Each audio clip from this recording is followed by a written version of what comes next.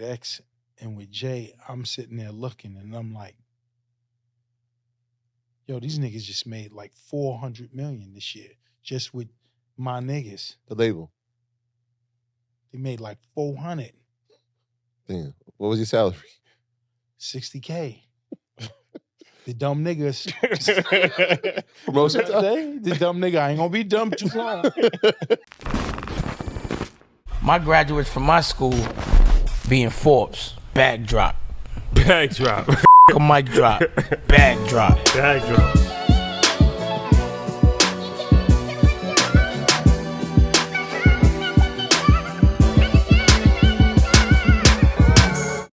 All right, guys, welcome back. EYL, we on the West Coast. Yeah. This is going to be something that's going to be a very exciting, legendary situation. Something I've actually been looking forward to for a while. So first, I got to shout out his brother, but my brother as well, Chris Gotti. Yeah. Legend. I met Chris. Everybody knows the story. And ever since we met, we always tapped in. And Chris, one of the best storytellers of all time. Mm-hmm. Crazy, I told Angie that, and she was like, Irv is a better storyteller than Chris. That's the first thing she said. Have you heard Irv's stories? Because he's way, like, his stories are immaculate. And Martina? Yeah. So Irv Gotti really needs no introduction, but pioneer in the space, but somebody who's been able to reinvent himself. I don't think he gets enough credit for that. So obviously, one of the biggest music moguls, Murder Inc., and then actually transitioned to the media side with Tales, Killing the Game. TV. And recently changed the game again when he sold his masters for $100 million. So there's actually a lot to talk about because that masters conversation is really, really exciting, prevalent. A lot of people have different takes on it. I think Future just sold his masters. Yeah, we keep Lil seeing that. Lil Wayne did it. Future John just Legend did it. John Legend has I done think it. Future got like 60, 70. What they say, yeah. Justin Timberlake did it. Timberlake. Yeah, we keep seeing it, but it's like, what does it really mean? Like, And what's how's the it details? happening, and all the details and all that. Yeah. So, What's it mean? Yeah, I think like when people saw it, like they saw Timberlake do it, and obviously they saw Wayne It means do it. we got a bag. Well, that we know that. But people are just like, wait, huh? Why are they doing it? So this is going to be Because the bag. because the bag. That's it. Yeah. Well, we're going to have a dope conversation. But first and foremost, thank you for joining us. Appreciate it. Happy to be here. You guys is Jesus and Moses. That's what they say. Word on the street. Word on the streets is Jesus and Moses. Word on the street, man. So let's start. I want to start with this. We might as well start with this. $100 million for selling your masters, right? Yeah. So walk us through that process because you told it to us when we first met. It's an interesting story how that even came about because that wasn't on your radar. No. So talk about how that was even on your radar. What was on my radar was making the film, and I needed $5 million to make a film. So I wanted to raise the money because the people I was asking that I thought would just loan me the $5 million was asking for 50% of my company. Real friends. For $5 million. Good friends. I'm telling them this is going to be a multi-billion-dollar company. They give me $5 million. They want 50%. I was like, I'm not getting jerked, right? So people told me, they said, Irv, you got the money. Just use your masters as leverage. So that's what I did. I did a deal with this company called Sound Royalties, and they gave me $5 million. I had to give them a big interest rate. I had to pay them back like $6 million. $6 million for $5 million? Yeah. It's like a loan shark. Shylock rates, That's definitely. But I didn't care because I had a situation set up with Paramount and Bob Backish that I felt very strong that if I made the movie for $5, I would get back 7 to 10. So if you know me, once I want to do something, I'm doing it, right? There's no looking back. I got tunnel vision. I don't give a fuck. I'm going. So basically, when I did that, the word got out that I'm doing shit with my masters. Zach Horowitz, great friend of mine, he was the COO of the Universal Music Group. And he called me and he's like, Irv, you want to sell your masters? I said, well, I borrowed money against it. I ain't sell them. He said, but do you want it? I said, well, if the price is right, I said, I want to make TV and film and I want to own it. I want to have the money to pay for it, to own it. He said, there's this guy, Olivier Chaston. He pays the most for masters. And he plugged me with him. As soon as I met Olivier, it was like a love fest. And he gave me like 27x. He gave me a big multiple for my masters. So I took the deal and took the money, right? And then where he got his money from, or the company that he's partnered with, is this company called PIMCO, PIMCO. Giant financial firm. Giant. So he put me on to Ben Frischman. So we sitting there at a meeting, you know, they buying my masters. So Ben was like, so why are you selling your masters if he said, if I could ask you. And I said, well, I'm selling my past to ignite my future. I said, I want to pay for my own TV series, pay for my own films so I could own it 100% and build that catalog up just how I built my music catalog. He said, well, I'll give you $200 million. Okay. To which I'm like, you know, coming from where I come from, the nigga say he giving you $200 million. So my immediately response was like, so what you want, like 50% of my company? Or 80%? He's like, nah, I don't want nothing. He said, I just want whatever money that you borrow from me, pay me back 8%. I said, that's it. He said, that's it. I couldn't believe it. The man was offering me a $200 million line of credit and didn't want a percentage of my company. So he said, you know, you don't have to spend that 100 for your masters. He's like, we'll give you the money to make your product. I said, cool. So, you know, it's really a dope story because it's a story of it fell in my lap. So The story, I mean, the way you tell it, and like I said, when we first met, you actually, you know, gave us a breast to it, but it feels like how's this even happening? How unbelievable is this? Can you talk about the contrast into the industry that you came from where deals weren't structured like that? Where people no. just trying to like take advantage? Where I came from, if a nigga offered me $200 million, he probably wanted 99% of my company. Mm. You know what I'm saying? It's like, so the whole process of what happened, I got to give it up to God. And God just blessed me because I can't explain it. So let's break this down a little bit because you said a 27x multiple. So this is important for people to understand because a lot of times people aren't fully educated. So they're like, yo, they're looking at music like, don't sell your music because you're not going to have a legacy for your children. But when we were in London, DJ, he explained it to us. I never really thought about it like this. He was like, it's like a startup company. Like when Elon Musk sells PayPal for $200 million, nobody criticizes him for doing that because he used that money to fund SpaceX and Tesla. Yep. And now he's the richest person in the world. He's about to be a trillionaire. So he was like, you could look at a music catalog just like that. It's like you selling a company. For us, a liquidation event, you get a lump sum of money as opposed to getting residual amount of money. And now that lump sum. It's do you take the 100 or do you take $4 million a year for 30 years? It's like the lottery, exactly. Yeah. Which one do you take? Yeah, the key is to have these liquidations. And here's the thing. If I'm retiring, maybe the $4 million is good. But I'm not retiring. In my mind, I got other things that I'm trying to do where I could use that 100. But look, doing that deal for the 100, it bounced into the 200. Mm-hmm.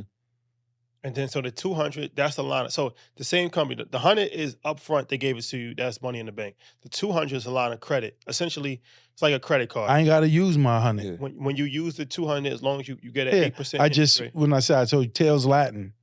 So Olivia is like, he's like, how much is it going to be? I said, maybe $2 million in that, $20 million. He's going to give it to me. Yeah. And that'll be part of probably the line of credit, $20 million, which I got to give him back 8%. Yeah, But let's but talk that's about that. fine because once I make it, I'm gonna sell it for more to a streaming company. And then but I own it now. I own it. So you said 2 million an episode. So I'm sure there's a lot of people that are in startup and trying to get into TV and film. It's not like music. You It's need not. It's bread. definitely not like music. What are some of these expenses or these line items, these large ones that go into a production like that? So you said 2 million per episode. You said 20 million. So I'm assuming that's 10 episodes for the season. What goes into that? Is it obviously cast, crew, You equipment? got above the line numbers and you got below the line. The above the line is like the actors and actresses because you don't know how much they're gonna cost. Mm-hmm. The below the line is like set numbers. How much does that camera cost and how much is that operator cost and it's gonna operate it? How many cameras you're gonna need? Different things like that. Mhm. How much is this that's a below the line cost. Right. And that's how you make up a budget of how much each episode is gonna be. And you're exactly Then if you're union, Okay. if you're non-union, right. if you're going union, that camera operator has a set price. If you're non-union, you could negotiate a deal. Yeah, then the hours of when they can work and when they can't work, their breaks. How and all many that. hours? Yeah. Then it's overtime. They're not working Saturdays and Sundays. You know what I'm saying? It's like different shit. I know all that shit now though. But then Like I know everything. Yeah, I think I heard you in a conversation last week, and you were telling this young filmmaker, like, I think he said something very key to you. He was like, "Yo, I own my own equipment," and you were like, That's good. when he walked away, you're like, "I like him." Yeah. And you talk about like the ownership of having the equipment. Yeah, because if you own it and you have the equipment, you could finagle with the lines.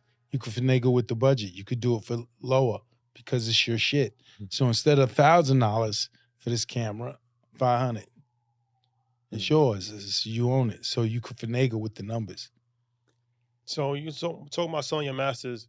You didn't sell the Web3 component. No, I just sold my masters. Like the branding, the likeness, Murder Inc., the logo. It's another check coming. So you can still make money. As you said, you can still make money. In You the know, Death metaverse. Row, Snoop doesn't own the music. He owns the logo. He owns the likeness. Yeah. And they said he scored like a $40 or $45 million deal with NFTs or Web3 or something. I don't even know that. I don't know about Web3, NFTs, nothing. What I do know is money there. So I'm gonna get it. So when I secured the deal, I got the money for the masters. But my man Walter, he left open all of that Web3 shit, which I'm gonna get another check. No, it's important because it's like, I look at it as an opportunity, like you said, to get a lump sum of money. And now if you have a plan, that's going to accelerate your plan as opposed to trying to borrow money and put pieces together. Now you got 9 I mean, figures on my ultimate goal now is with the money that I've attained with the 200 million line of credit is to produce films, TV, soundtracks, music. So just think, if I got 100 million for some shit I made 20 years ago. So if I got 100 episodes of television, 10 films, maybe another 10 albums, shit. No liquidation. Well, you told us to when the Music is the smallest form of the entertainment business. TV and films is way bigger. So that's why I said, if I have 100 episodes of television thing, I'm a multi-billion-dollar company. Is music still a passion of yours? I mean, obviously It's all. I love all of it. Okay. TV, film, music. I enjoy entertaining people, and I feel I'm good at it. That's proven. And I think if you could do one, the others isn't far off. I was a great music maker. Okay, if you're a great music maker, I have to decide what beat is gonna move the people. What are they gonna like? What lyrics to put on top? It's the same thing with script and characters and things. It's very similar. So you said something to us. You was like, you can't sell what you don't own. And somebody told you that about Mark Lazary. the BT situation, right? Mark Lazary, he owns the Milwaukee Bucks. He has Avenue Capital. Very close friend of mine. He's probably worth like $10 billion. Who knows? Maybe more. But, I was at his house shooting the shit. Just shooting the shit. And I was bragging about myself. I direct, I produce, I write. I could do it all. I'm a one-man wrecking crew. I'm Spielberg, Katzenberg, and Geffen, and roll into one. And he was nice. And then he was like, you said everything but the right thing. And he stopped me, and I was like, what? He said, who owns it? And I was like, well, BET owns the majority of the shit that I make. He said, well, there you have it. He said, you can't sell what you don't own. And then he just kept drilling it. You can't sell what you don't own. You can't sell what you don't own. He kept saying it to me. And it changed me. It changed me. And that's what got me on my ownership vibe times 10. So now going forward with Tales, you gonna own Tales or 100%. so I own the first season. BET owns the second and third. But moving forward, I want it to be a licensing deal. So BT will distribute it, but you'll own it. BET will license it and they'll profit off of it for, say, 5 years. But then it reverts back to me. How's that work from domestic to an international play? Because I know BT obviously is trying to scale It globally. depends. I'll own it internationally. I'll own it worldwide. Oh, perfect. Yeah. You know what I'm saying? You could strike deals, but nah, I'm gonna own my shit everywhere, yo. And it's just, he's right. You can't sell what you don't own. So yeah, you could make millions of dollars. I make millions of dollars producing, directing, writing, being a production company. But the ownership check is a different check. It's like you can make millions of dollars or you can make hundreds of millions, if not billions.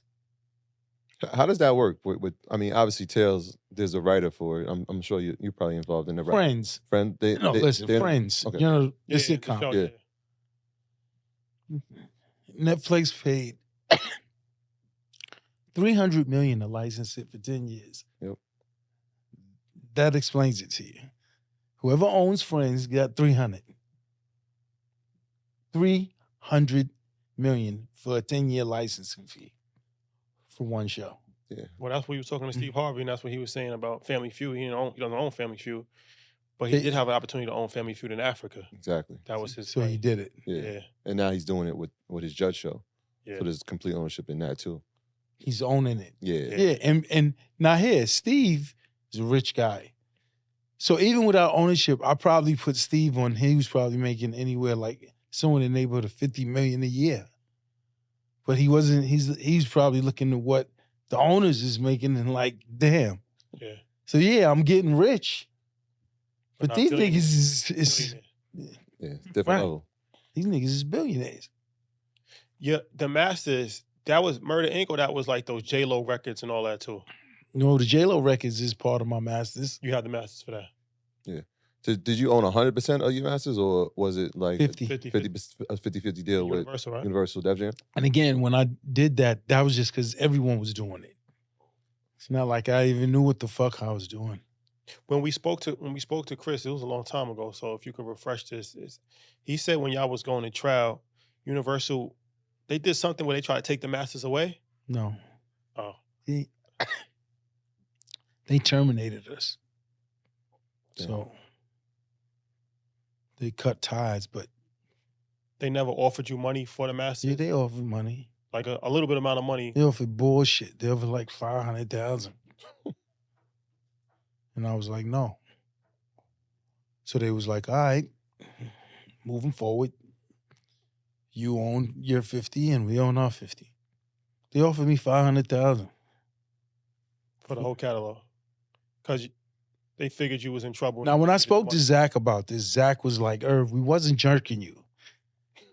And I was like, explain. He said, it was no streaming. He said, so basically your catalog is based off of CD sales. And he says it was a way different metric. You understand? It's like 2007, 2000. You want more? If it's basing it off of just CD sales, maybe I'm making $100,000, $200,000 a year. But then streaming changed everything. Streaming, I'm making millions. So he was like, we didn't jerk you. It was just what we was making. Yeah, I mean, so from the standpoint of the masters in the space of music and now turning it into the catalog for Tales, what are the other things that you're going to add to it, right? We talked about going Tales is Tales is the franchise? yeah, it's TV. Yeah. And then films.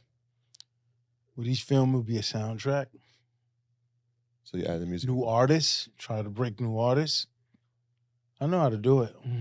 We've seen that. Yeah, I know how to do it. From a standpoint of Tales, this is, I mean, obviously, I was trying to get to this earlier. You obviously involved in the writing process, but how involved are the artists? Because I know each episode is based upon a song. Are they involved, or we're just using the title for the song and create our own concept around it? They're not involved. It's me and my writers have an idea, and we make it.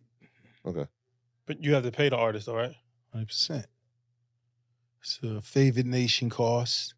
Every artist, when we use their song for an episode, everyone gets the same. So it's not like someone could negotiate. It's favored nations. It's what? It's called most favored nations. That means everyone gets X amount. It's the same. Flat. Everyone gets the same. Okay.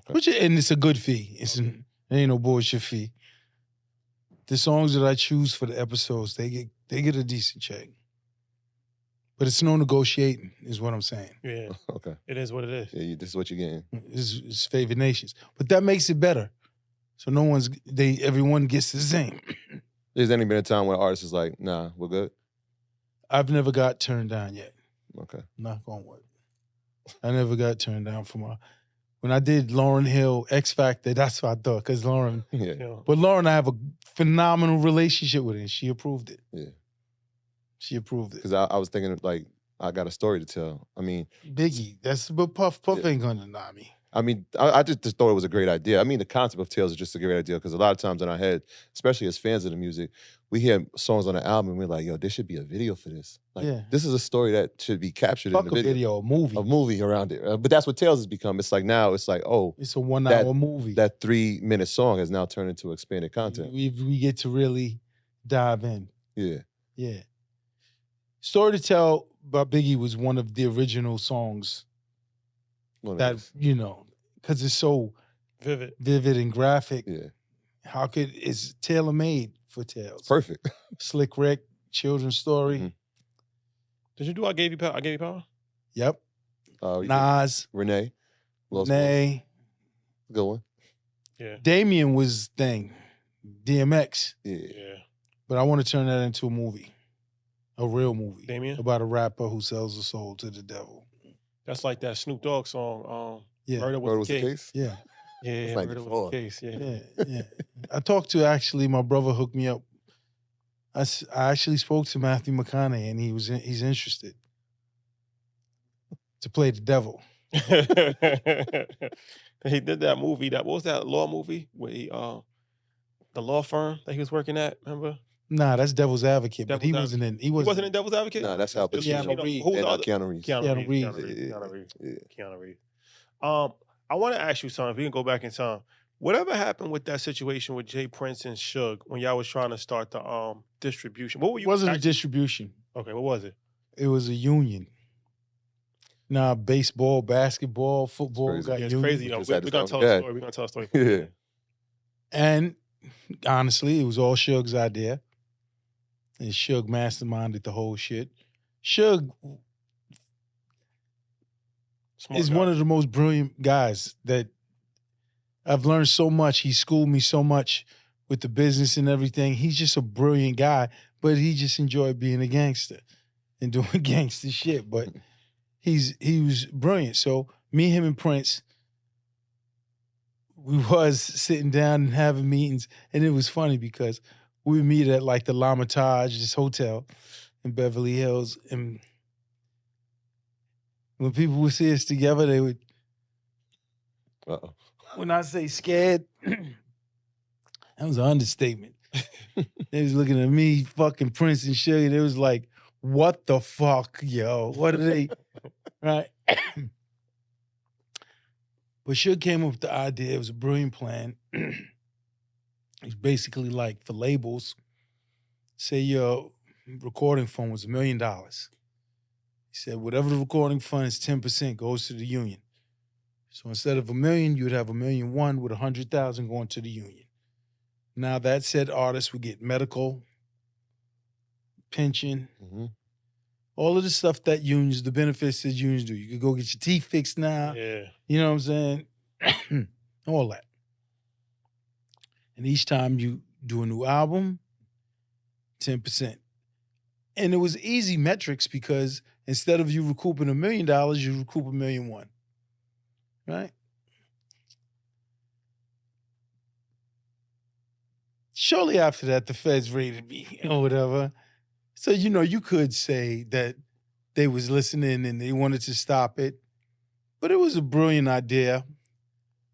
But if I'm speaking 100% truthful, we would have fucked it up.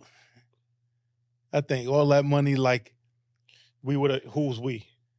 Me, Prince, and Suge. Oh, y'all was going to be the custodians of it. We was going to be the owners of this union. We was going to be the custodians, whatever the fuck you want to call it. And we're all niggas.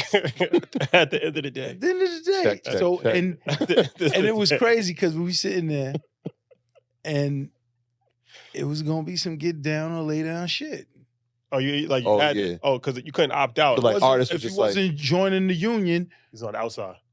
it was going to be a problem. At your shows, at whatever. We're showing up, sign these favors. It was going to be some shit like... It was going to be some shit like that.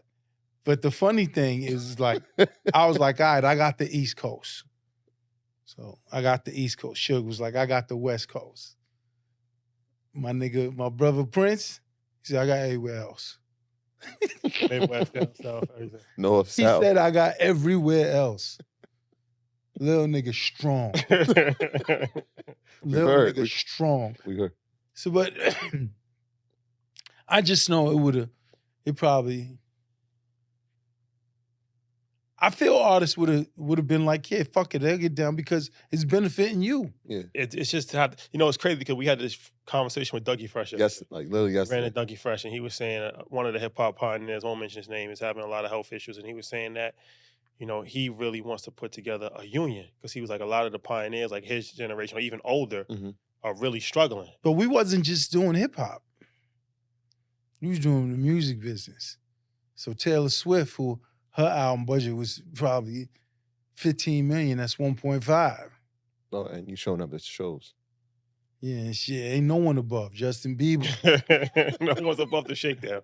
Very important. But But you know, I mean, is it a it wasn't shakedown? But a shakedown. it's not shakedown. It's actually beneficial. So It was respectful. business. Yeah, It's respectful. business. When you look at, It's you kind ever of a see, shake- you ever kind of a see shake. Hoffa? That's what I was just there. Half of exactly. When you look at Hoffa with the unions, That's how Vegas was built. Yeah, it got a little violent. Very violent. It was a little get down or lay down Yeah. type of activity. But it helps. It's for the greater good. It's for the greater good. It's for the greater For the good. community. And that's what we were saying. What we were saying to all the artists is like, yo, you have a pension. So when you ain't making these hit records, you're gonna have a little trickle. But what I could see, and I could be. Can it exist though? Like, 100%. I mean, I think- Single said that, right? No union, no damn 100%. plan. I I can't think- eat off 100 grand. I think the younger artists, especially now, You ain't balling. Like Suge was like, maybe you don't have 5 cars, but you still got one.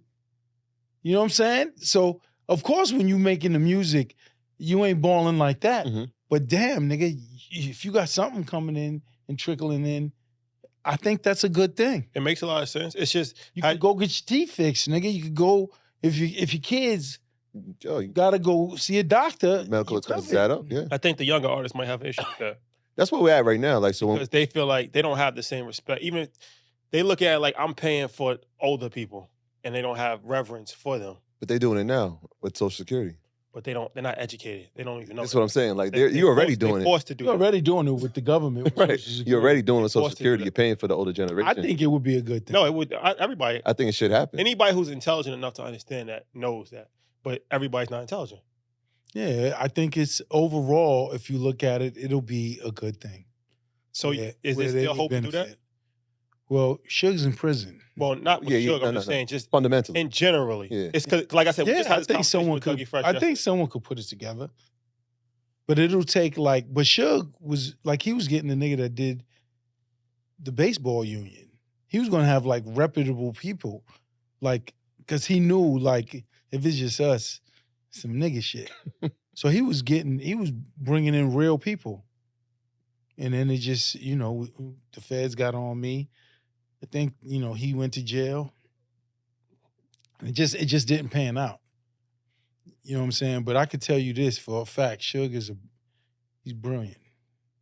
Good dude. He's a great dude. To me, everyone has their own Opinion.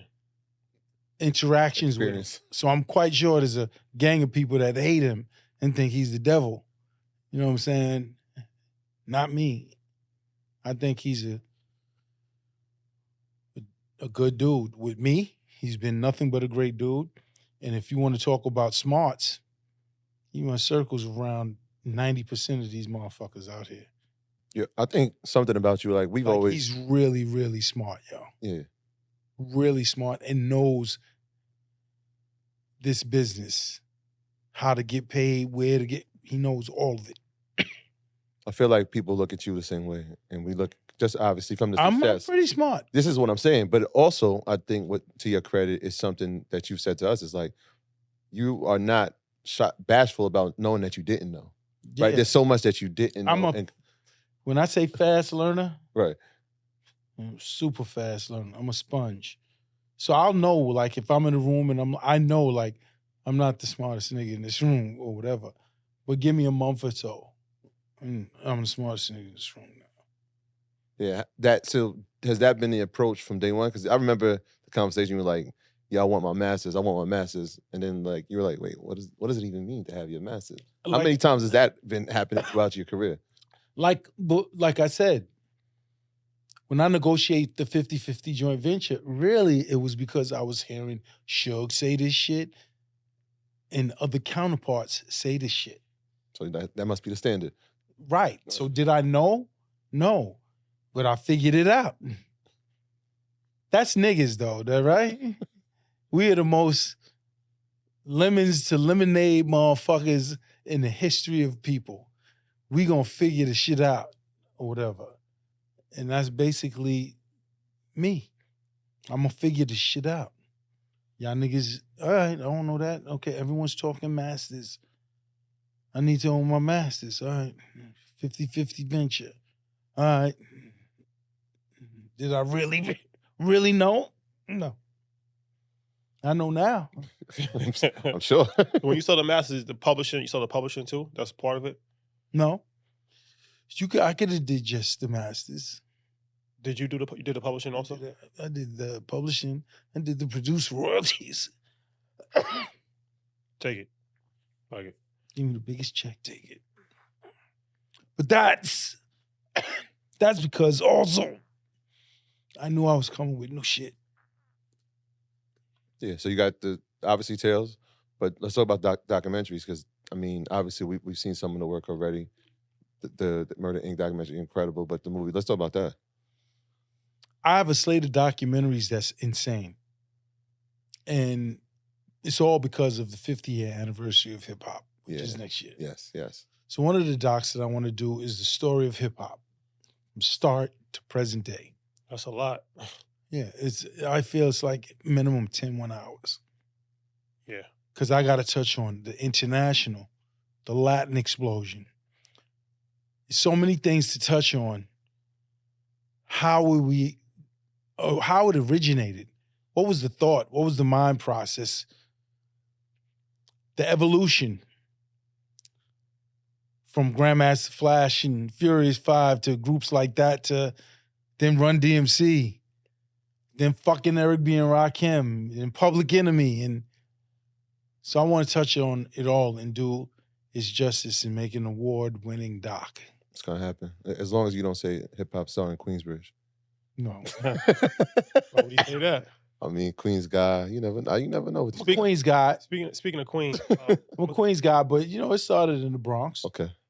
Started in the Bronx, but Queens damn sure we elevated it. Nah. We sure did it. There was a lot of elevation in the borough of Queens. This is true. No, there's no denying. I mean, when you think about it, right? Yeah. With all what they was doing in the Bronx with the groups, like what I'm saying, nigga, when Suck MCs came out, the game changed. Cause them niggas wasn't rapping like that. They wasn't rapping like Grandmaster Flash and Furious 5. Mhm. They wasn't wearing costumes like them niggas. Them niggas from DMC came out. global. They're the first global sensation. Levi's and the t-shirt. KRS came out before them. They came out before Run him. DMC came out before KRS. Yeah, KRS? they're the first global sensation in hip hop. Like that's. What year did they come out? Queens. Hollis, Queens. I'm giving them the credit. What year was that? 86? 84. 83, 84. It's crazy. I'm born in 82, but I know I was that. like 13. I was born in 84. Yeah. Nigga, you gotta understand, like, I'm a DJ. I would cut Suck MCs for 10 hours because there was no other records. Like in the beginning of hip hop, we only had like 3-4 records. So if you was a DJ, nigga, at a party, That's your playlist. Suck MCs is ringing off for at least 2 hours, yo. Yeah. Because you ain't got no other records to play. Houdini benefited from that. Houdini's dope, but Shout out to Houdini. nigga, it's hip hop. Nigga, you want to play hip hop, you gonna play Houdini. Had no other option. Houdini, Kumo D at that time. Yeah, all them niggas, they benefited. There wasn't no competition. If you want to play hip hop, all right, Kumo D. How you like me now? with the shades. With the fucking super shades. It was a good record, but Yeah. I mean, if that record came out there was 50 other records, does it ring off? Friends. How many? Friends of us is gonna have ring them? off. That boom. That beat was thing. The Freaks come out at night. I don't know. That's a decent record. Friends great was, record.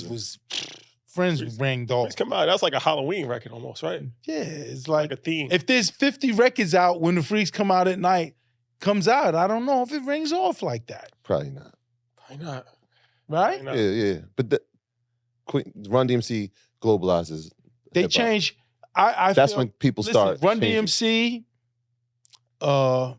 I'll give Big Daddy Kane and Eric B and Rakim. I'll pair them together. But like Rakim changed shit. Rakim definitely changed it. He's a game changer. You didn't say KRS. We're just gonna. KRS is in there. He's in there with Rakim and Yeah. Big Daddy Kane. Oh yeah. Okay. And then you, of course, Public Enemy from a social standpoint. Absolutely.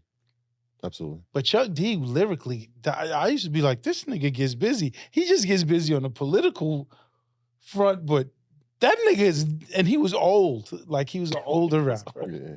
That's crazy. Yeah. Fair of a Black Planet, and then Come on, man. That Rebel Without a Pause. Without that shit. Pause, yeah. Terminator X. When I first heard that record, I listened to it 1,000 times. I was like, how did they make this record? That's what I used to do, to be honest with you. When like ill records came out, I would just stay in my house and literally try and figure out why. Because I felt if I figured it out, I could then do it. So when did you want to get into being an executive? Because you was a DJ DJ at Irv. first, right? Right. And then you was actually like A producer. producer, and you was making deals. Like you brought DMX to Def Jam, right? Yeah. But you never thought. When did you think, instead of bringing DMX to Def Jam, I'm going to sign Ja Rule as an artist to Murder Inc.? Shortly after I brought. Because you saw how that worked. You saw how No, that then worked I out. started getting it again. But did you have It- Geronimo too? Yeah, but when I did DMX and Jay, then the business of it kicked in. Okay. Geronimo ain't selling no No, Yeah. no. records like that. With X and with Jay, I'm sitting there looking and I'm like, yo, these niggas just made like 400 million this year just with my niggas. The label. They made like 400, Damn. What was your salary? 60K. The dumb niggas. Promotion You know what I'm time. saying? The dumb nigga. I ain't gonna be dumb too long. I ain't gonna be dumb, that nigga. They made 400 nigga- million. They this gave you nigga- 60,000. And he didn't give me a bonus, nothing. What was your job title? I was A&R. Ain't no. I quit Def Jam because Tina Davis and James Jones, who was the VPs of A&R, they wouldn't let me sign X. But you know, I was very aggressive. So very first meeting, and they're telling me the duties of an A&R director. And I'm sitting there, I'm like, okay. As soon as they stop talking, yo, we gotta sign DMX. He straight laughed in my face. They didn't think it was gonna work. No, it was the first meeting. They It's like you're not in a position to say that. shut the fuck up. Learn what you gotta do. So the second meeting, yo, we gotta sign DMX. I start playing music. He's barking. Gotta get the fuck out of here. So I quit. That actually made me an X like this. When X found out, he said, yo, you quit, dog? He said, you quit for me? And I was like, yeah, they wasn't signing you. If they wasn't signing you, I didn't want to be there. That made me and that nigga like this, yo. Because if you knew X, X ain't big on words.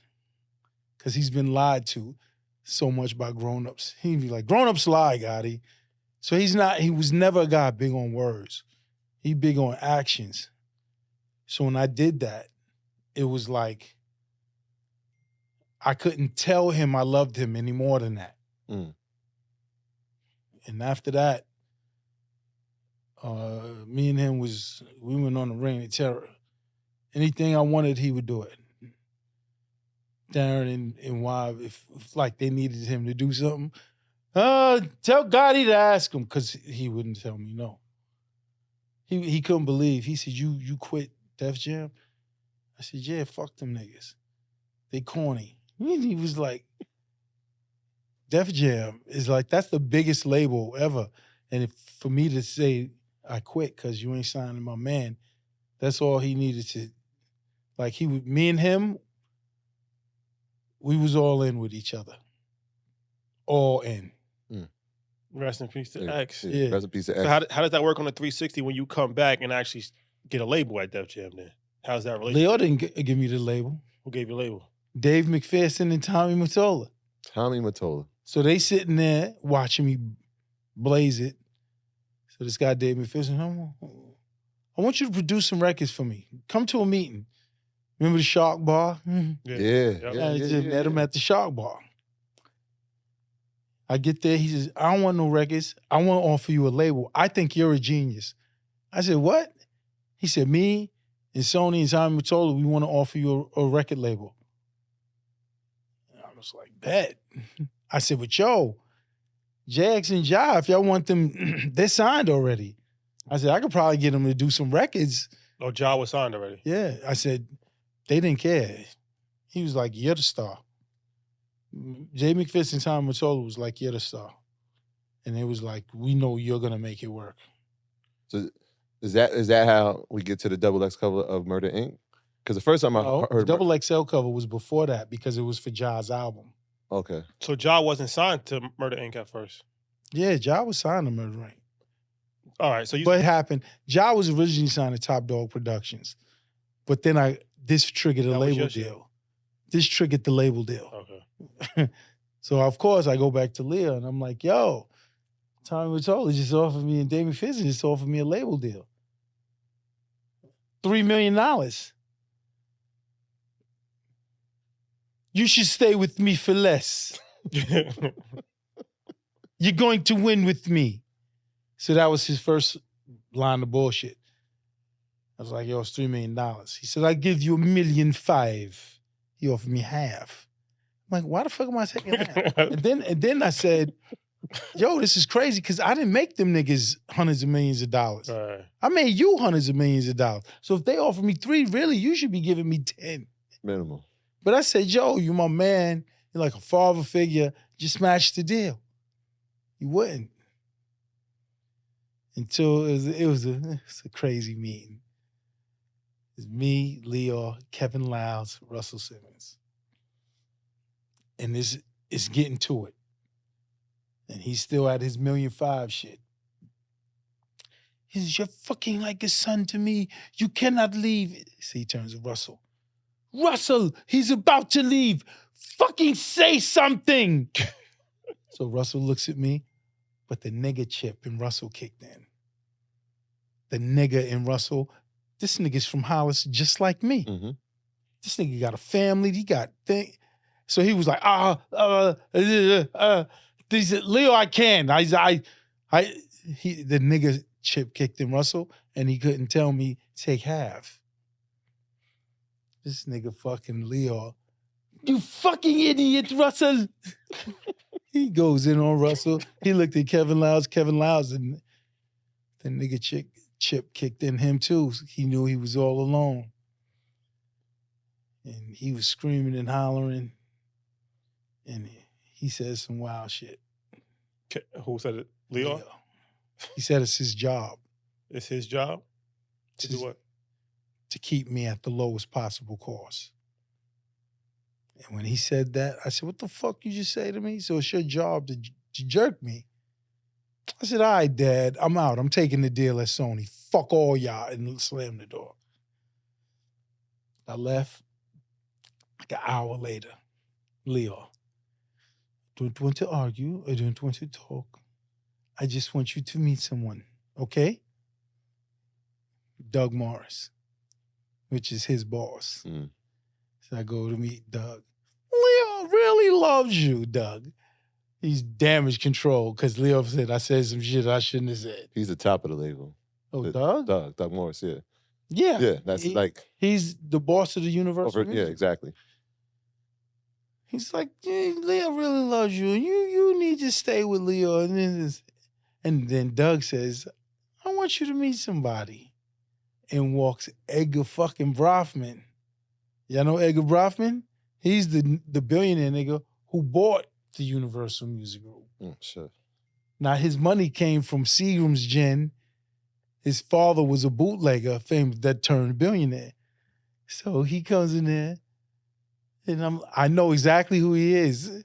And I don't know why I said it, but I said, yeah. I said, hey, ain't you the family of rum runners that likes music business?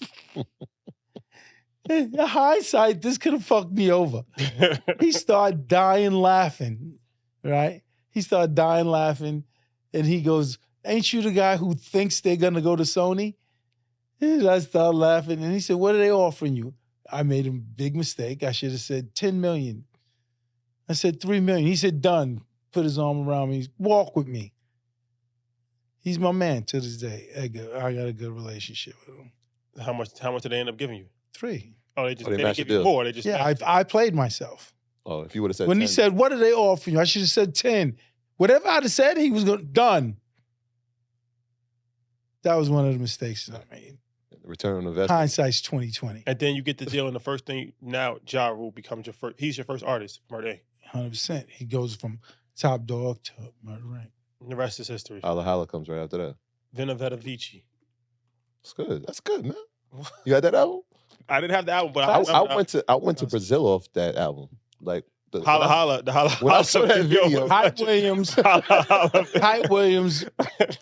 They owe y'all for tourism for that video. Hype Williams. Yo, we need to go to Brazil. Shoot it in Brazil. I said, what? We get to Brazil. Ain't nothing but bad bitches. But they was like, it's 85% prostitution. You learned Then that they quick. was like, AIDS is running rampant. You also learned that quick. By the way. So we on the beach. My niggas, we shooting on the beach. What niggas didn't know is there's fucking needles in the beach. Oh shit! Keep your shoes on. Keep your fucking shoes on. And your socks. Y'all had socks on in there. And niggas, there's needles all over the place. And the chicks is pretty and sexy, but they all prostitutes. So it could go either way. The scene, y'all in the club we shot at the end. The club was called Club Hell. Word to mother, I thought these niggas were gonna turn into vampires and kill us, yo. The club was called Hell. Yo, Brazil, the city of God is. You know they love Rule behind that shoe. No, all jokes aside. Rule is loved in Brazil To the- because to of the- to Holla this day. Holla. Because Vinny Vedovici, we went up to the Cristo. Christ the Redeemer. You ever been there? Yeah, It's super religious. My hotel was next to the You club. walk up 45 minutes flights, you get there, and it's fucking Jesus like this, and it's mad religious. Cause it's like, no, you stand next to it's a huge statue. You see the whole. So that's how we took a Polaroid. That's his album cover. Mhm. And I was the photographer on the ground, and that's his album cover. You know what I'm saying? But it is, man, religious. But you know, they got murals of in Brazil in the favelas or whatever. Yeah. I went through. That's the hood. I'm telling you, like my They hotel was. love Rule. It was next to the club. I went looking for it because I'm like, yo, it's like it was two. That club is mad sketchy. I know. I found out. That club, real talk. First time I almost got I robbed. swear to God, I thought it was gonna be where the joke's on us and everyone turns into vampires and we die. I was like, yo, let's get the fuck out of here before everyone turns into vampires and eat us, yo.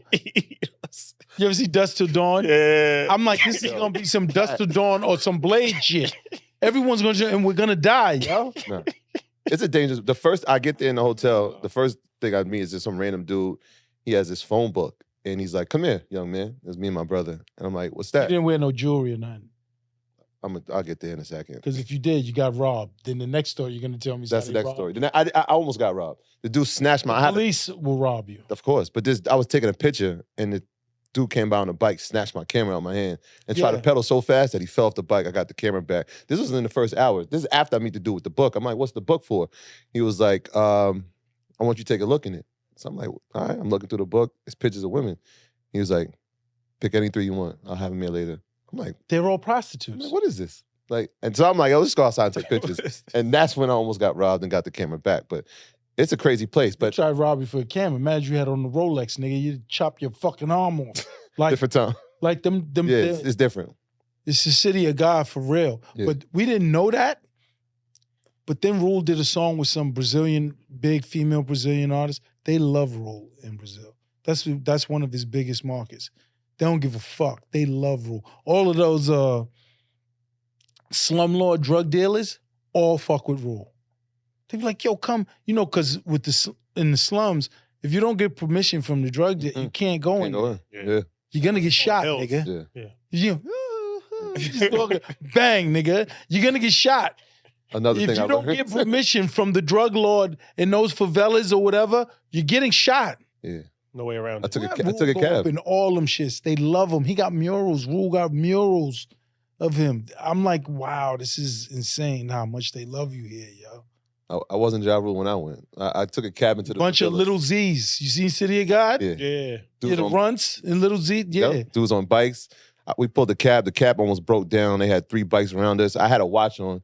I just took it off. I knew I was just gonna get robbed. And then it was Nah, you Sunday, can't so wear- it was That's the first thing they told us. don't wear nothing. He said, don't wear nothing, yo.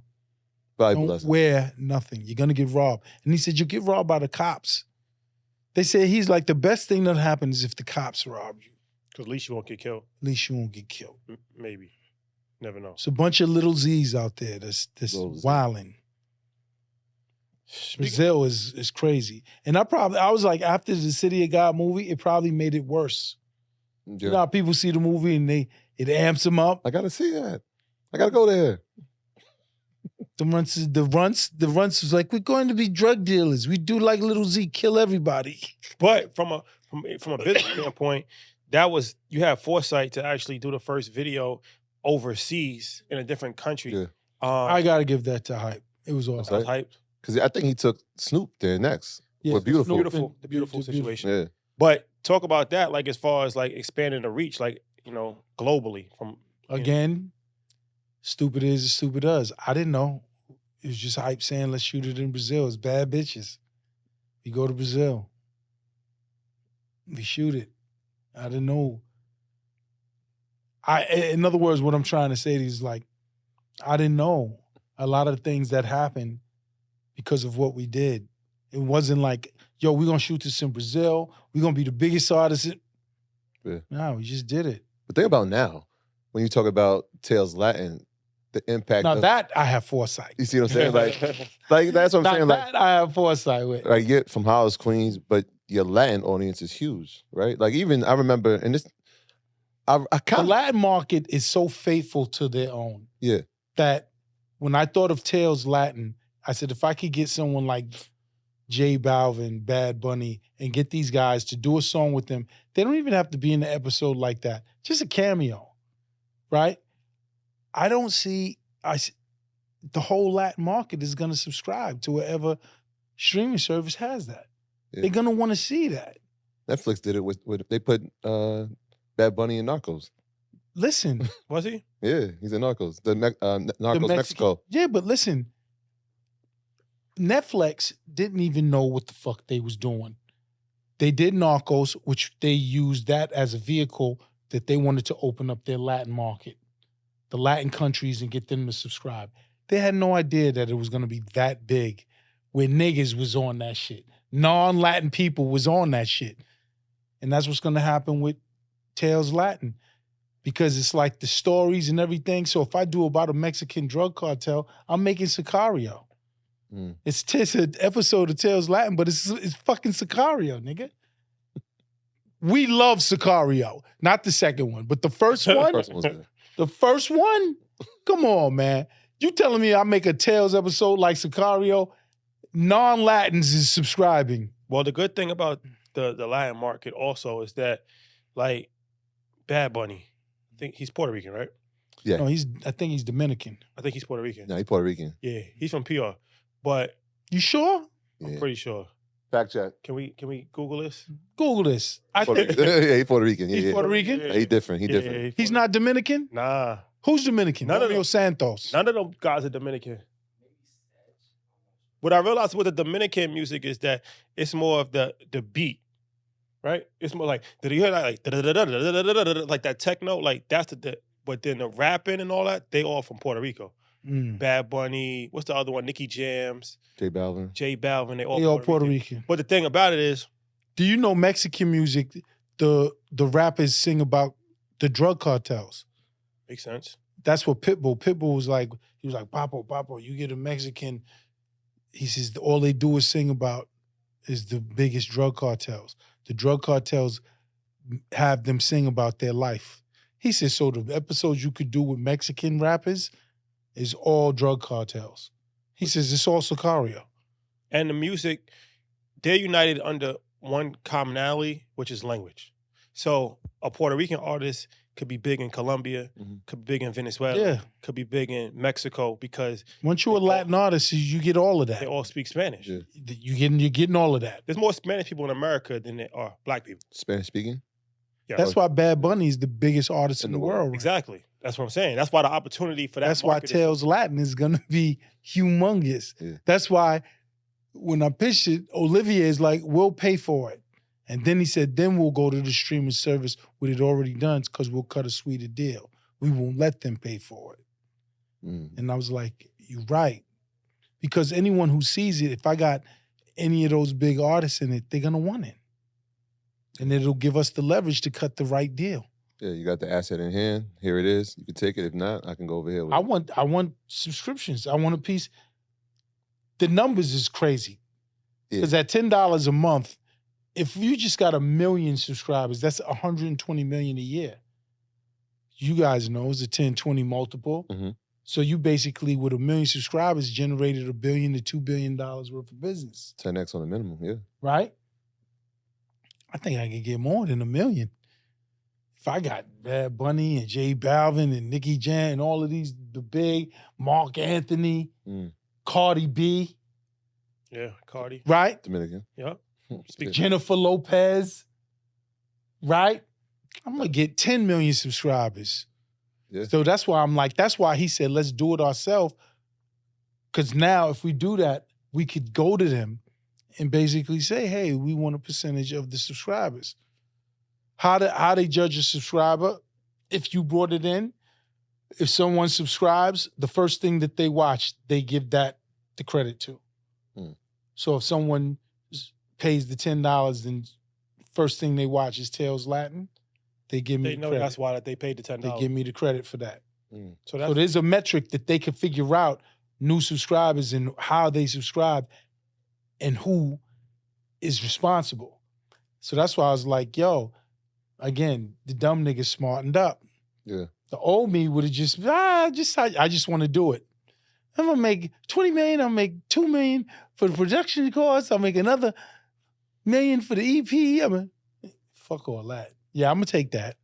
But I want a piece of that shit. Yeah.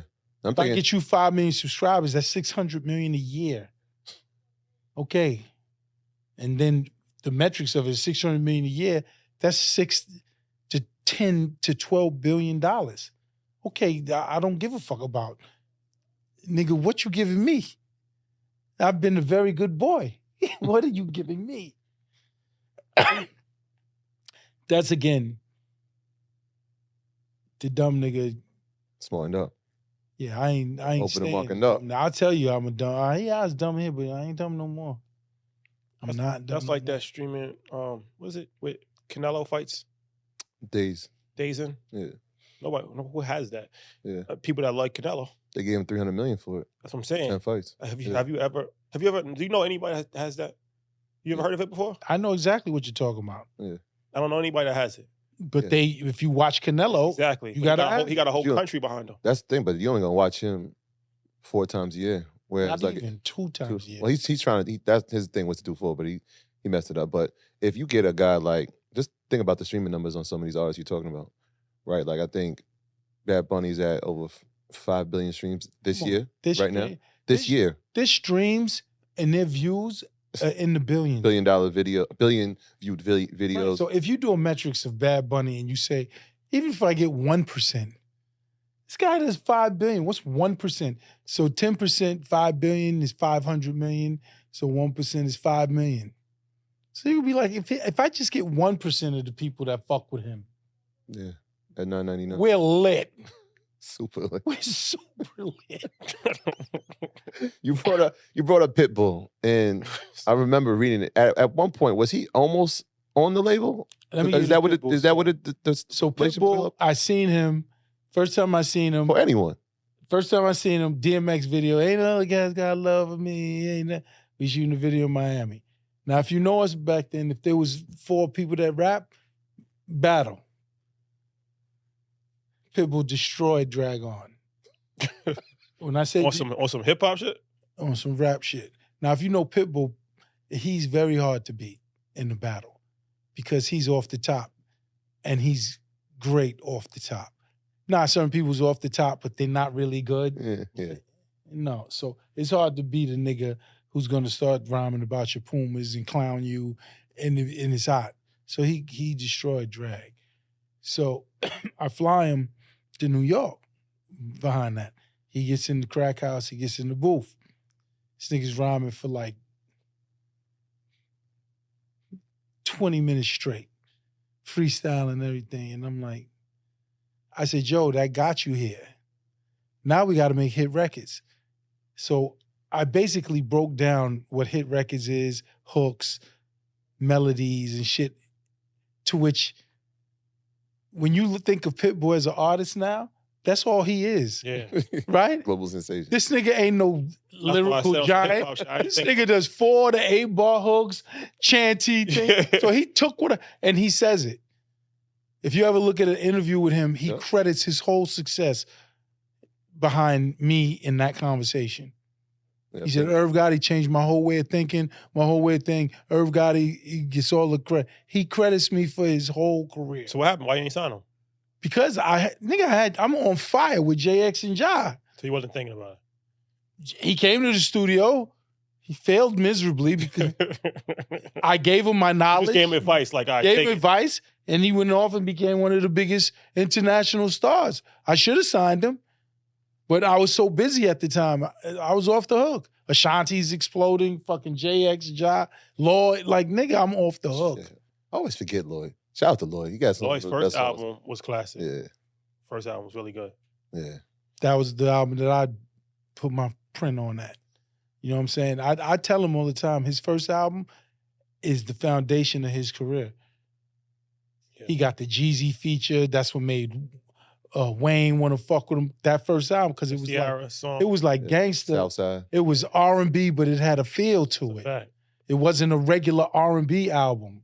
I don't make Yeah. regular R&B albums. And his album, that first album, it had a feel to it. That's why he got 8-Ball, MJG. Like all these niggas was Rick Ross. They all was calling him because he was the little nigga that he was like R&B, but he had that feel. Some gangster type of vibe. That so had a vibe. That's why I tell him, I'm like, yo, nigga, that first album is your foundation.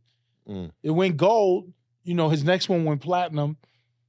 But That Get It Shorty's on that one? Is Get that Shorty That's on the is first one. no? yeah. Get It Shorty's later. no. It's the first one. Get it, Shorty. Yeah, That's the first album. Yeah. first album. Yeah. It was South. The Lil Wayne song is the second album. Lil Wayne song is Girls the All You Around the record. World. Yeah. You was on the No. first album. No, you No. second album. Second album. Second. Girls Around the World's the first album.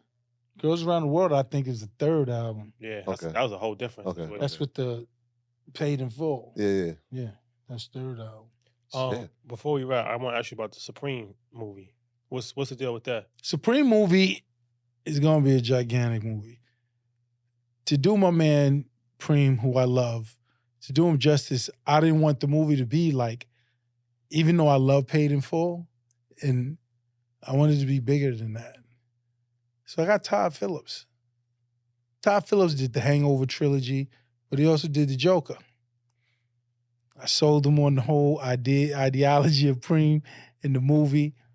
So it's a visionary idea / joint effort production. Now, the only problem when you involve people like Todd, he's doing Joker 2 right now. So I got to wait. Mm. You know what I'm saying? He's doing Joker 2. Nick Cassavetes is probably going to be involved. Chris Brancato, who wrote Narcos, who wrote Godfather of Harlem, wrote it. I've spoken to Jamie Foxx. I've spoken to Michael B. Jordan to play Prince. I've spoken to Bradley Cooper. I've spoken to Leonardo DiCaprio. But the latest who I spoke to, I really want to be a part of Mark Wahlberg to play the law enforcement. So I'm going for it. Mm. American Gangster Classic. did 350 worldwide. Did you know who Frank Lucas was before the movie? I did not. This is part of my pitch. No, we didn't. Listen, this is part of my pitch. I said, the Frank Lucas story with American Gangster, and really he did it because of Denzel and Russell Crowe. Yes. Yeah. Because we didn't know you, nigga. No, you didn't. Great story though. Great movie. Great story, great soundtrack. Okay. Yeah. Everybody knows Preem. This is true. That's a fact. Everybody knows my man. So if you judge it off that, if they did 352, my man doing the half, yo. We gonna get that half a B. Because I'm gonna get the actors. I'm gonna get the big actors to be in it. But then also, I got Todd Phillips to produce it with me. I'm gonna get Nick Cassavetes. So I'm gonna get all of the big names, and we're gonna tell a great, great story. And with Preem, you got all of the gangster shit from the 80s, but then you got the music business. What makes his movies, Preem's movies so electric is his affiliation with me and Murder Inc. His affiliation in the music scene. The beef with 50. Mm-hmm. You know what I'm saying? The beef. Like, so his movie just ain't, the whole 5% thing. it ain't, yeah, the whole five, it just ain't gangster shit. Yeah. That's why when you add all of that together, oh, we gonna kill him. But And I'm not gonna rush it. That's why I'll wait for Todd Phillips for after Joker. It may take 2-3 years for it to come out. But when it comes out, that shit gonna be perfect. But movies, I think, is different now because nobody watches movies in box office anymore. So everything is through streaming. Mm-hmm. So does that affect the revenue that could be? Because like I remember when American Gangster came out, I was in college. I went to the movie theater to see that. Everybody went to the movie I theater. think the Supreme Team movie is a movie that people will want to watch in theaters. Yeah. That's like, so there's certain like Top Gun. That shit did $2 billion or some shit. Yeah, it's up there. Like Wakanda Forever when it comes out, it's gonna do $1 billion. So there's certain movies that I do feel people still want to go to a movie, get the popcorn, the big screen, the the surround sound Dolby system. They want that. When you tell a story like that, how do you? Because it's like obviously, I think Prince is still trying to come home, right? Yeah. Yeah, Trying to good fight chance the he's gonna appeal, something come like home. that. Yeah. So like, how do you do that without, you know what I'm saying, walking thin lines and It's hard. fully incriminating somebody on something that It's hard. It's hard. But it'll get done. It's hard, but it'll get done. just being careful with everything. Yeah. Yeah, I think the And movie Preem process. will be there the whole step of the way. Like I speak to Preem. I still talk to my man. So it's not like anything is gonna get done without him going, all right. He watches it, looks it over. Yeah, nothing's getting done with Supreme without a dialogue with Preem. How you feel about Supreme clothing, the Supreme brand? I think it's one of the biggest clothing brands. I mean, do you think that had any? You think they got the name from Supreme, or it was just a coincidence? I don't know, probably. Yeah. Or I know they heard it from somewhere. Unless you under a rock, you know what I'm saying? That was even something you uncovered in the documentary. I didn't even know that, where it was like, yo, they was playing the record, the World Supreme Team, and they was just having to be in there like, yo, that's us. The world famous Supreme Team show. Yeah. But there's two Supremes, right? It was a Puerto Rican one Yeah. Oh, okay. that was with Eric B and Rakim. Yeah. And Folk. Yes, correct. Okay. Yeah. I think there's another one from Brooklyn. It's like a couple Supremes, but they used to call Preem Green Eye Preem because he got green eyes. But my Preem is, I've never been, you know what's so crazy? Everyone knows this nigga. Like, I remember when we first met Suge, we sampled Tupac Pain. So I called Jimmy Iovine and he said, Irv, you gotta clear it with Suge. And he said, Suge controls everything. I said, all right, give me his number. So we hooked it up. He's coming to Enterprise Studios to meet with us. And it's crazy. Because that's when Preem was home, so Preem was with me. It was like 30 niggas in the studio. Hooded out. But that was Murder Rank. It was just a normal session. Another day at the office. Another day at the office. Nothing but niggas. So Suge pulls up in his limo. He gets out, the cigar, the whole. He's looking around. And he's like, you niggas ain't on no Hollywood shit. First shit he said, I was like, nah. I said, these are all my niggas.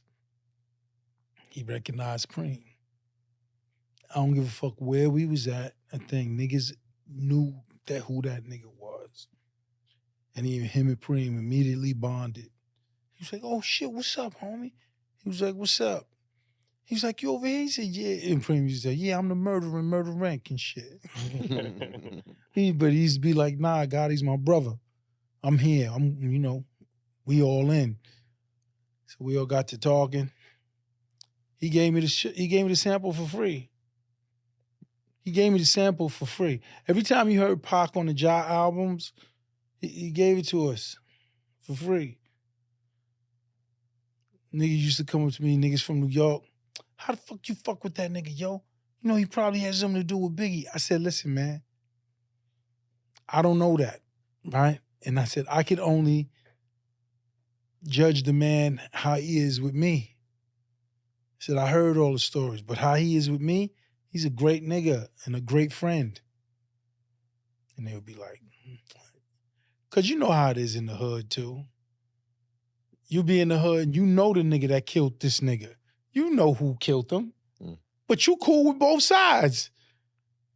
So it's like, what you want me to do? I know him. I know him. What can you I do? don't want the nigga to die. I love Biggie. I had some great times with Biggie. What the fuck you want me to do? Yeah. I'm cool with both sides. And that happens very often in the hood, right? At least with me, I was DJ Irv. I knew everybody. But even that relationship is because I spoke to Chris and y'all from Hollis and he's from Southside. Hollis and Southside, they don't really. With Preem. It's an issue. It's a Hatfield and McCoy's. Usually issues, right? But I never was a nigga like that. Okay. I never was a territorial, I'm from Hollis, so I can't be cool. I always tell the story of this nigga named Big Rich. He was a basketball player. So when I used to make my blend tapes, and I was selling them, Big Rich was be like, yo, niggas love you in 40. I'm like, word? He's like, niggas love you in 40 in Baisley. He said, yo, I'm taking you over there. So I used to be in 40 in Baisley all night in the project selling my tapes, and niggas love my tapes. So yeah, I'm a house singer, but I never was into that. Like, we all niggas. You know, I mean, I think it makes sense, but I'm just saying. I was never like that. I was never, oh, I'm from Hollis, so I can't fuck with, no. When I shot Get the Fortune video, which is when I met Preem, I'm a Hollis nigga with this group that's from Hollis, but I wanted to shoot on Guy Brewer, which is Southside. So I'm shooting on Guy Brewer because on the block that I shot, it looked like a block for a hood. Grocery store, laundromat, liquor store. Had the aesthetics. Yeah. It had the aesthetics. Did it in So black I'm and white. shooting over there. I'm shooting because I've always been, I fucked with everybody. And sure enough, yo, you want to meet Preem? I'm like, Supreme? They said, yeah, he right there. He want to talk to you. I said, yeah, I want to meet him. Nigga, come over. This nigga's like 5'5" or some little nigga. You thinking Supreme that all these niggas is afraid That's of? how Jay Prince was when we saw Jay. Oh, Jay Prince is the same way. And he sit there and he'll talk to you, and he's this little nigga, monster. I got anywhere else.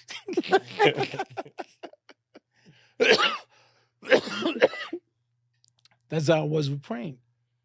He'd come up, and he was just a good nigga. He asked me if I could help him shoot a movie. I said, I'm shooting this video. It's like the first video I'm shooting. And I ain't no front nigga.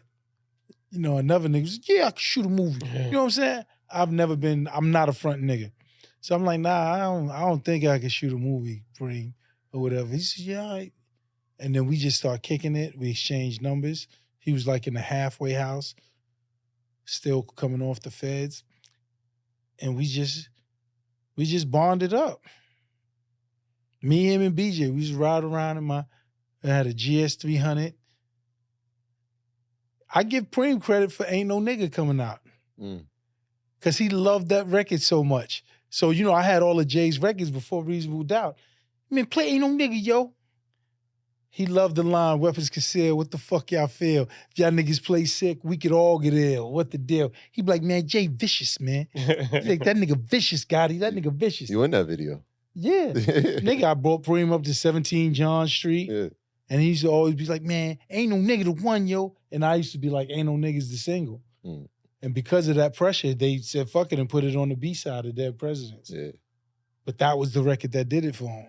Yeah, definitely. Yeah, and I'm telling you, Preem's energy, I'm gonna give him credit for that. He loved that record. He loved Jay too. He loved Jay.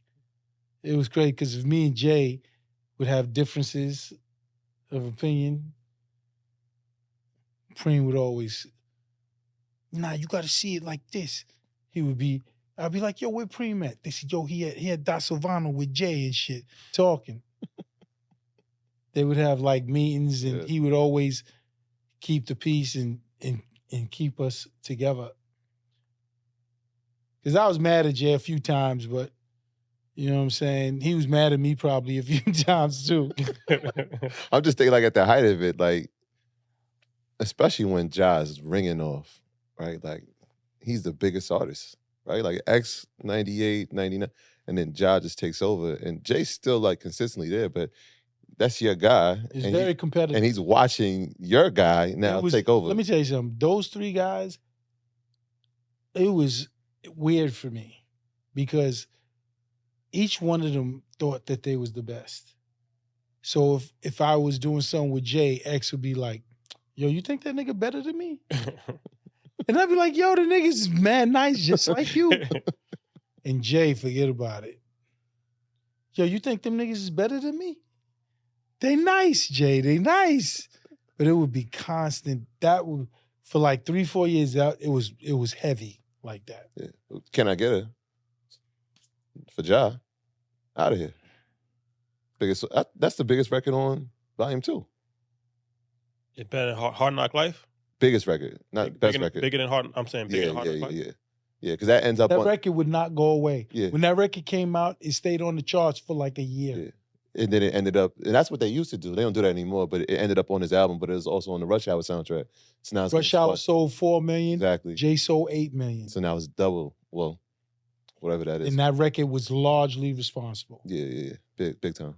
It wasn't the Drew Hill single. No. Shout It all helped. Shout out to Drew Hill. It all helped though. But that Can I Get a Record was a savage. It would not go away, y'all. Yeah. Nah. Like it was first, it was an urban record at Urban Radio. Crushed it. Then it was a rhythm record. Crushed it. Then it went to Top 40. Crushed it. So it just would not go away. Yeah. It would not go away. And it was fueling sales of Rush Hour and Jay's album. Do you listen to, I mean, we said this to Hitmaker the other day. I was like, I feel like Puff dominated music, especially remixes. And then it was your turn, and you came and just flipped it and dominated. And now I feel like he's doing it too. Are there producers that you listen to now, and you're like... Hitmaker's, he'll tell you he's my son. He said it. He did. Hitmaker came up to me and says, I only do what I think you would do. He said that. Khaled says that too. You know, said that they was watching me and watching what I do. You know, I applaud him. I think he's killing it. Hitmaker makes great feel-good music. So... I got no problem with any of that. Is there any other cats that you looking at? Like, yo, this dude is nice? There's a few. Hit Boy. I thought that Niggas in Paris beat, that beat alone is like, he's immortal to me. I like what he's been doing with Nas, too. I think they did 3 albums together. But new one's coming. It's very nostalgic. Yeah, but I think with Nas, and this is just me, Nas is a Queens nigga, so I have a specific opinion. I don't like it, and he hates this, but I don't give a fuck about the going to Africa spiritual Nas. I don't give a fuck about the Nas who wants to do right by the world. You want Escobar? You want Esco? I want the nigga pissing in the elevator. Oh, you want nasty Nas? Every time. You like every time. I don't want to hear... I know I can with the kids. Fuck all that. I want to hear they shooting. Nah, Major, look. I want to hear the grimy pissing in the elevator Nas. I think when he's on that vibe, there's no one like him. When he's on that vibe and painting them pictures of Queensbridge and drug dealing and that, there's no one like this nigga, yo. I think Illmatic... Say it, Irv. I think Illmatic might be the best hip-hop album ever made. Yeah, you know, it's right. so crazy. Well, we can now... Nah, it's a fact. I've been arguing this for the past 20 years. I mean... It's not really an argument, but... I mean, as a hip-hop album... But then it defeats your argument. No. You got to understand. Who you think? No. Say your argument. Say your argument. I'll give you the chance. I think It Was Written is a better album than Illmatic. I'm going to tell you why. No. No, I'm going to tell you why. I'm going to tell you why. No, I'm going to tell you why. I'm going to was tell you written- why. It was written, he started thinking. No. It Was Written when he was on some fly shit. Look. I don't like it. Didn't I just say that? That's personal opinion. Because it was Nas is best. When did he become a superstar? It Was Written. Straight up shit is written. Every day could be your last He in was the a jungle. superstar Come before on, man. Illmatic. I Rule the World. Hey. Yo, you hear that? It's an anticipation for him. Listen. Made him a superstar. Listen. And see, I give Nas the same thing I give Dre. Dr. Dre, I said to Dre once, I said, Dre, do you know why you could put out The Chronic 10 years later and still serve niggas? Because we don't do what you do, nigga. When's the last time you heard a gangsta album? The Chronic 2001. So if he comes out and him and Snoop and fucking all those old gangsta niggas, if they make a record and Dr. Dre makes it, it's gonna be that gangster shit that we missing. And I said to Nas the same thing. Niggas don't give that motherfucking pissing in the elevator music like you. The Army Jacket Nas was legendary, but the Averex Nas, no, different, bro. Esco?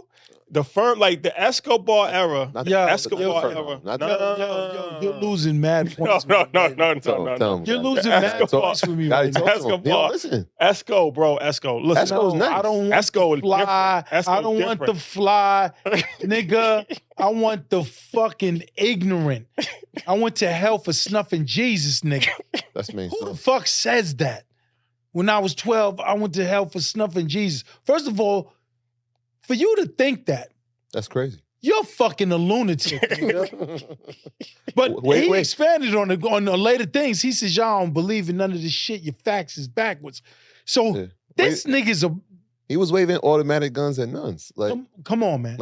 Come on. That's Illmatic. I mean, I'm glad Irv came to say that from. Major Look may be the best hip-hop record. He has the best hip-hop album and the best hip-hop single. The best hip-hop record might be Major Look. Better than If I Rule the World? If I Rule the World isn't even in the fucking, the sentence.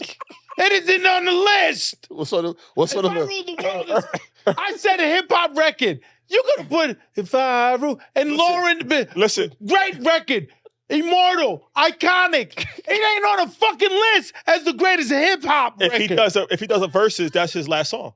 That's his last song on a verse. Give a fuck about verses, nigga. I'm talking about, I said hip-hop It is his last record. song. It That's is his last song. It is If last I song. said hip-hop, I said Major Look might be the best hip-hop Look might be record. the Major Look was our theme song. It's our theme song. That was It's actually the intro to that was our our show. intro to the show. Oh, that's dope. That's Yeah, how we yeah. wanted to set the tone. Not a gunshot. The gunshot. No, you gotta let it fly. Yeah, the No, gunshot. but the first, gunshot starts it off. introduction, like to the world, Let the beat fly. and then the beat fly. Nah, the beat's ridiculous. All right, Salam nigga. Rhythm.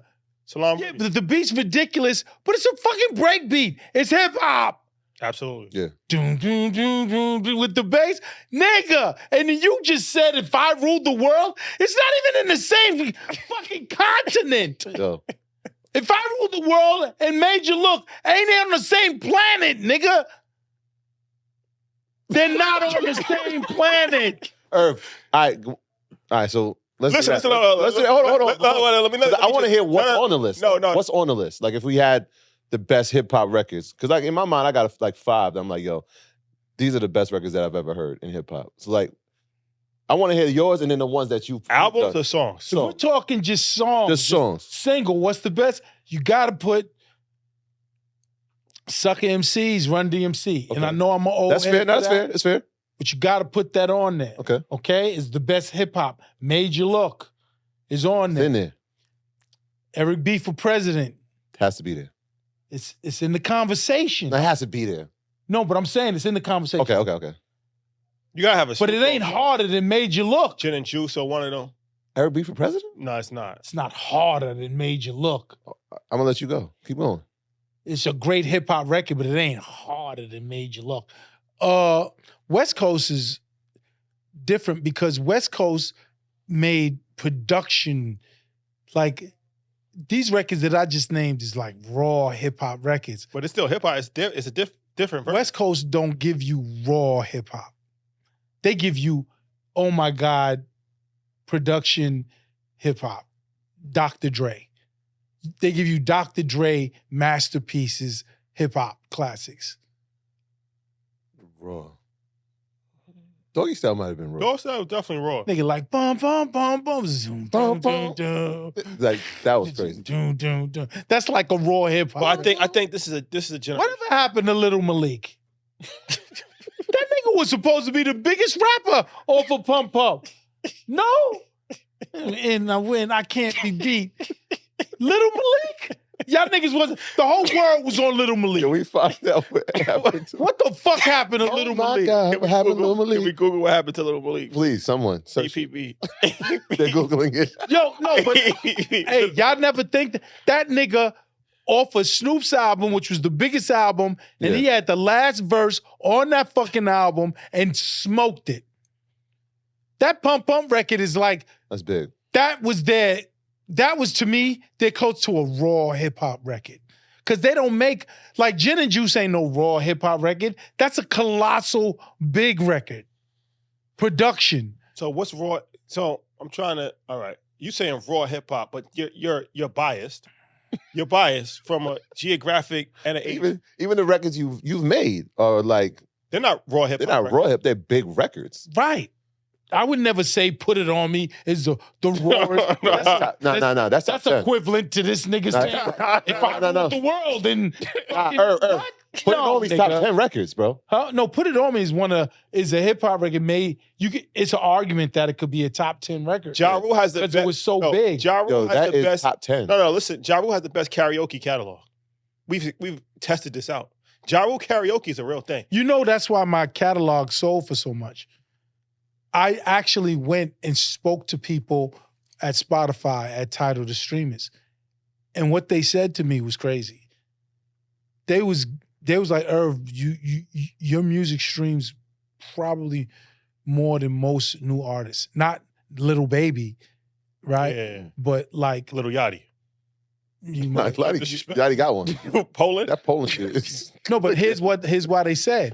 Polish. They said, you know, Spotify, you strive to get on Rap Caviar. Yes. They got 20 million followers, you're lit if you're on Rap Caviar. Yeah. They said, Irv, but with you though, a weird thing happens. Because most everyone makes their own playlist. Mm-hmm. Like you'll make your own of the Mhm. music that I like. Yeah. And they said, Irv, you're gonna have a lot of records on people's playlists. They said, Irv, if they make Barbecue Vibe, you got like 10 records on there. Nah, that Ja Rule Cooking in the kitchen vibe. Yeah. You're gonna have like 3-4 records on there. So they told me the metrics of my music, because it's such feel-good music, which everyone loves, they like you're on most people's playlists. When they make their own playlist, you have records on their playlist. So, but do you think, I know you said, I mean, you would If you make a playlist, listen, if you make a playlist that, okay, this is my playlist when I have company over, I'm entertaining a vast group of people, I'm gonna have a lot of records on that playlist. You do. No, like I said, the It's not a, there's no argument. karaoke thing is a real. It's No, a but fact. that's why they said my shit is worth But money. you said it's also been going up since you sold it though, too, right? This shit is weird. Why you think so? I fucking have no idea. Do you think, so that's what I was alluding to, is like, he did the verses with Joe, and I feel like it The was verses like, definly made it go that up. made it go crazy. That It was was like, it like was a the year. reminder, That like, yo, look, No, I this knew, dude has monster, like, But you don't want to play with that dude. You don't want to Don't play. play with him. people have short-term memories. Because like when I was in prep school, Ja Rule, he was like what Drake is. Yes. No, he was. Which Drake?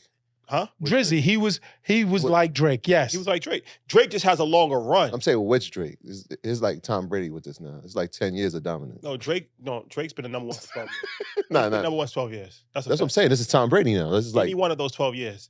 When Drake's been the number one artist for 12 years. yes. Ja Rule had about 3 years where he was that big of Right. an artist. He was the Right. biggest artist. Okay, that's fair. Yeah, he but was. people forget that though.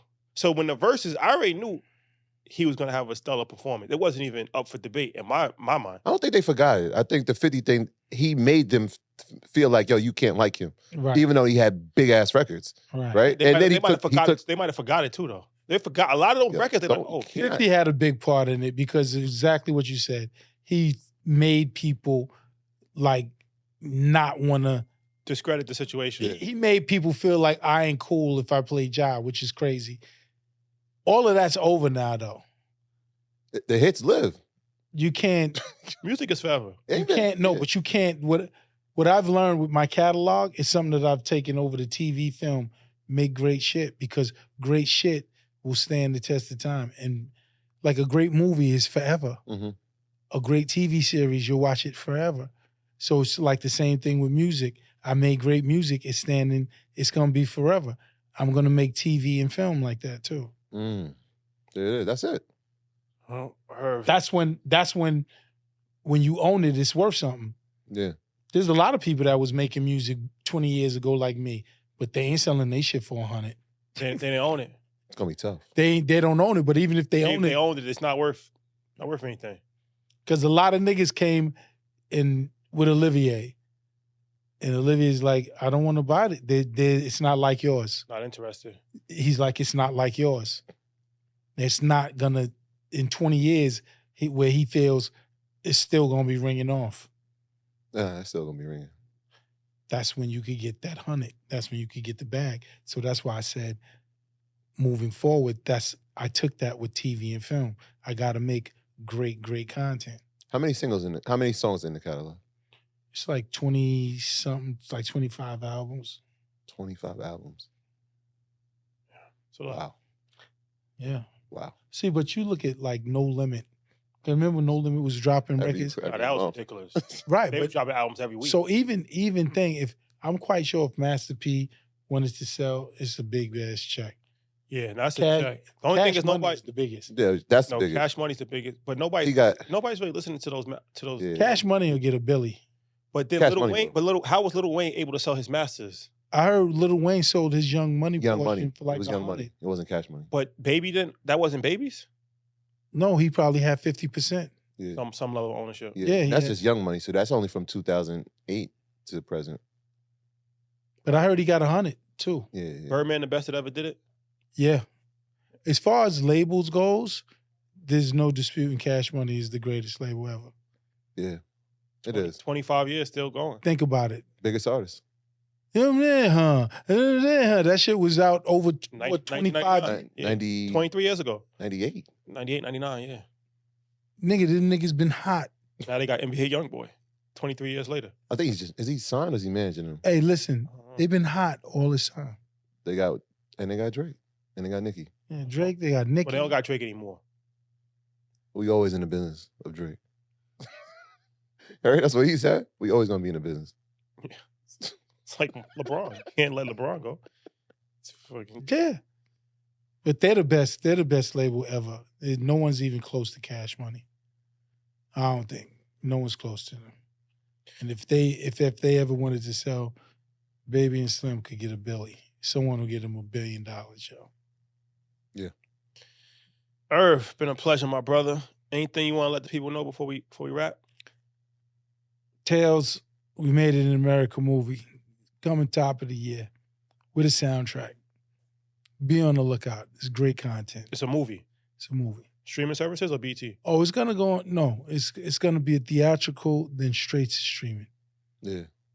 And I'm adamant about that because when I talk to my business people and the streaming services, I said, yo, I'm really about my culture. I'm like, nigga, my culture needs to see a movie in the theaters, yo. We don't get movies made for us. So I want them to be able to go get some popcorn and watch it in the theaters, hear that music play in the theaters. I actually really want that. So hopefully that happens. We'll be at the premiere. We will. Hopefully if we get invited. You're definitely invited. We did. Definitely. It's Jesus and Moses. Who's Jesus? Stuff for debate. Who's Jesus? I think he's claiming Jesus. He's Jesus and you're Moses? I guess that's how it's going. Every time Chris says it, he starts with him and says, Jesus and Moses. I want to make a movie because I hate that you never see black people fight for their freedom. Like Braveheart? Whenever you see white people from 300 to Braveheart, white people will die before they fucking become slaves. Black people, they never show black people like that. Nate Parker tried it. Yeah, he tried it, but it wasn't what I'm saying. Yeah. So I did a little knowledge, and they said the Haitian. I was just about to say that. That's They crazy. said the Haitians revolted the white people and wasn't going Well, you know that. to be slaves. You know, Successfully. Haiti is the only. Successful revolt. And, I'm making that movie. well, Haiti's the only country in the world that has ever been birthed out of a slave revolt. It never has been done before. I'm making that movie because, like, the Breaking news, Braveheart- yo. This is breaking news. Freedom. Nigga got his head chopped off. Josh, clip He's this up. screaming freedom till he died, yo. I want to see black people do Yeah, that. it makes sense. Every time we see black people, and we very strong, we could probably fuck white people up. I'm gonna go out on a limb and say a bunch of niggas from Africa. My money on them on the fist Go fight. out on a limb. I'm gonna go out on a limb. The niggas came over there with they bayonets or whatever. Perhaps. But what they do, they got on the boat. Fair. So I want to make a movie that's true, that depicts niggas standing up and saying, fuck you, freedom or death. That might be the name of the movie. I'm serious, though. Freedom or Death. I'm serious. Yeah, you can't do that. You can't do that. No. Can't do that. No. Your man Kanye. And Kanye's a friend, but I don't know what he's doing. He's in the middle of a lot of shit right now. I don't know what he's doing. Like, Can he survive it? I'll tell you this. I don't know. I'll tell you this though. Me, Jay, and Kanye was in Paris. Niggas in Paris. I had to go see them perform.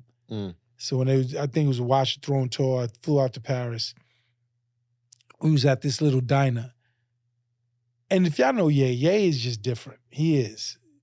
So he sitting there told me, he said, you know, Gotti, he said, I want to do some shit to make the whole world hate me.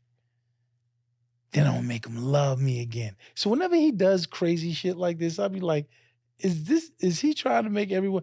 Because what do you think you're gonna getting from black people by shitting on George Floyd and his death? No black person, even if you're right, no one cares if you're right or wrong, if you have fentanyl. Nigga got choked out by some fucking racist cops. Shut the fuck up. Like, what is that? Yeah. I think it was misquoted though. I don't think he said he said he died from fentanyl. He said they hit him with the fentanyl. They hit him. So I think in his brain, it's a conspiracy that they actually tried to set him up and they shot him because he said like he prayed for 8 minutes before, and he said it even fucked him up because he reminded him of Virgil. So I think what he was trying to say was like they killed him with fentanyl because he said they hit him. If you listen, they said they hit him with the fentanyl. That's what he said. Yeah, but the medical examiner said that wasn't the cause of No, I'm just saying that's what he said. They hit him with the fentanyl. I think it's just tough to watch. Like, and I saw Trevor Noah talk about it. He was like, he's dealt with mental illness in his family. And when you know somebody's going through that, we're not putting the camera on them. We're like, yo, is everything okay? Are you taking your medication? We're nurturing that. Rather than saying, oh, having an episode, let's record it. Go ahead, do it. And I feel like I like Kanye personally. We love him. I know him and I like him, but I don't know what he's doing when he's saying all this shit. And it's like he keeps saying shit to make black people not like him. White Lives Matter t-shirt. White Lives Matter, that was the new shit on George Floyd. It's like, yo, you white man. White man can't be like, he's the most like. Is it because he's running for president and he wants the white vote? That could be part of it. I don't know. I try not to give it too much attention. Me too. I try not to like have an opinion or anything on it. Just like it's Kanye. Kanye being Kanye. Kanye being Kanye. I just pray for our brother. That's all I said. Pray for him. We'll see. Yeah. He's important. We'll see. There you have it, ladies and gentlemen. Tales. Tales, we made it in America, top of the year. It's also a TV component called Double Threat, showing the making of the movie We Made It in America. That's coming to you too. So just be on the lookout. There's going to be content coming from your boy IG. Yeah. There you have it, ladies and gentlemen. Thank you guys for rocking with us. We'll see you next week. Peace. Peace. My graduates from my school being Forbes, bag drop. Bag drop. A mic drop, bag drop. Bag drop.